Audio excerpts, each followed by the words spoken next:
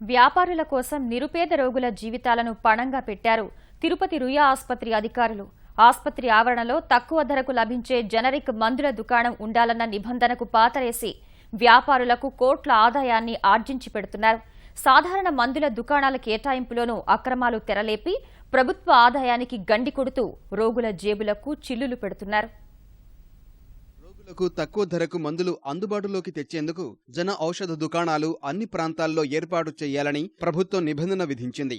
ముఖ్యంగా జిల్లా ఆసుపత్రులు, ప్రభుత్వ ఆసుపత్రుల్లో ఈ దుకాణాలు తప్పనిసరని ఆదేశాలు జారీ చేసింది. కానీ తిరుపతి రుయా అధికారులు ఈ దుకాణాలను దసరాలకే పరిమితం చేశారు. వ్యాపారులతో కలిసి ఆసుపత్రి ఆవరణలో దుకాణం లేకుండా చేయడంలో విజయం సాధించారు. ఫలితంగా సాధారణ మందుల దుకాణాల్లో ఔషధాలు కొంటూ రోగులు నష్టపోతున్నారు. జనరిక్ దుకాణంలో 10 రూపాయలు ఖరీదు చేసే మందులను సాధారణ దుకాణంలో 100 రూపాయలకు విక్రయిస్తూ నిలువునా దోచుకుంటున్నారు.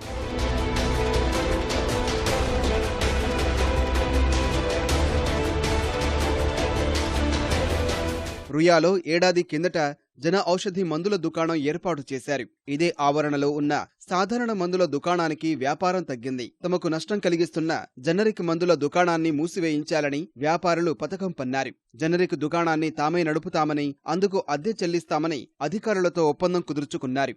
4 రోజుల పాటు నడిపి ఆ దుకాణాన్ని మూసివేశారు. సాధారణ మందుల దుకాణంలోనే జనరిక్ మందులు విక్రయిస్తున్నట్లు రోగులను నమ్మించారు. దీనిపై రుయా అధికారులను ప్రశ్నించినా నోరు మెదపడం లేదు. జనరిక్ మందుల దుకాణం లేనందువల్ల తీవ్రంగా నష్టపోతున్నామని రోగులు ఆవేదన వ్యక్తం చేస్తున్నారు. పేద రోగుల కోసము జనరిక్ మెడికల్ స్టోర్ ని ప్రారంభిస్తామని గతంలో మంత్రి గారు చెప్పారు. అయితే అది ఉన్నట్లు లెక్కల్లో అయితే ఉంది కానీ ఎక్కడ కూడా ఏర్పాటు చేసినటువంటి పరిస్థితిలో లేదు. ఇదేంటంటే అక్కడ కానీ ఏర్పాటు చేసినట్లయితే పక్కనున్నటువంటి ప్రైవేటు మెడికల్ స్టోర్స్ అన్నిటికీ కూడా దెబ్బతినేటువంటి పరిస్థితి ఉంటుంది. కాబట్టి అవి ఎక్కడ నష్టపోతాయో అని చెప్పి ఇది ప్రారంభించకుండా ఉన్నట్లుగా అక్కడ కనిపిస్తా ఉంది. రుయా యాజమాన్యంతో వాళ్ళు ప్రైవేటు అక్కడ ఉన్నటువంటి మెడికల్ షాపులంతా కూడా కుమ్మక్క అయిపోయి దాని జనరిక్ మందుల షాపులు అనేది పెట్టట్లేదు. ఆ జనరిక్ మందుల షాపు కనుక పెడితే పేదల రోగులు అక్కడ సంబంధించినటువంటి టాబ్లెట్స్ అవన్నీ కూడా చాలా తక్కువ ధరకు తీసుకునే అవకాశం వస్తుంది. జన ఔషధి దుకాణాన్ని వ్యాపారులతో కుమ్మక్కై మూసివేసిన అధికారులు సాధారణ మందుల దుకాణం కేటాయింపుల్లోనూ భారీ అక్రమాలకు తెరలేపారు. ఆసుపత్రిలో చిన్న టీ కొట్టు పెట్టుకోవాలన్నా వేలం ద్వారానే కేటాయించాలి. అలాంటిది లక్షలాది రూపాయలు వ్యాపారం జరిగే మందుల దుకాణాన్ని ఏకపక్షంగా కట్టబెట్టేశారు. 2011 వరకు వేలం ద్వారా నెలకు 4,68,000 రూపాయల ఆదాయం వచ్చే దుకాణాన్ని ఓ వ్యక్తికి వేలం లేకుండానే 1950 రూపాయలకు అద్దెకు ఇచ్చారు. ఈ లెక్కన 5 ఏళ్లలో దాదాపు 2,80,00,000 మేర ప్రభుత్వ ఖజానాకు గండిపడింది. గతంలో జనరిక్ మందుల దుకాణం మూసివేసిన వ్యాపారికై మళ్లీ అధికారులు దుకాణాలను అద్దెకు ఇవ్వడం కొసమెరుపు.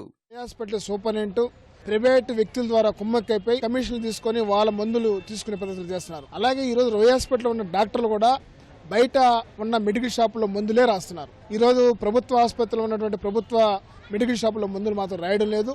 కాబట్టి ప్రభుత్వం వెంటనే చర్య తీసుకొని ఆ ప్రాంగణంలో ఉన్న ప్రైవేట్ క్లినిక్లో ఉన్నటువంటి మెడికల్ షాపులన్నీ కూడా సీజ్ చేయాలా.